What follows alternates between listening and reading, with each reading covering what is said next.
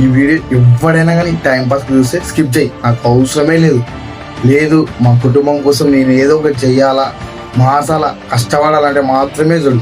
నువ్వు బిజినెస్ అయినా కానీ, పని అయినా కానీ, నీ గోల్ ఏదైనా కానీ నువ్వు రీచ్ అవ్వాలనుకుంటే స్టార్ట్ చేయి. నీకు ఏదైనా నువ్వు స్టార్ట్ చేయాలనుకుంటే ఫస్ట్ ఆఫ్ ఆల్ నీకు తెలిసిన వాళ్ళే నీకు పెద్ద మద్దశత్రువులు అవుతుంది. అది ఒక్కటి గుర్తుపెట్టుకో. నువ్వు వాళ్ళు ఏమనుకుంటారు, అన్న వాళ్ళు ఏమనుకుంటారు, రిలేటివ్స్ ఏమనుకుంటారు అంటే నువ్వు జన్మలో ఎప్పటికీ నువ్వు అనుకునేది ఎప్పటికీ సాధించరు. గుర్తుపెట్టుకో.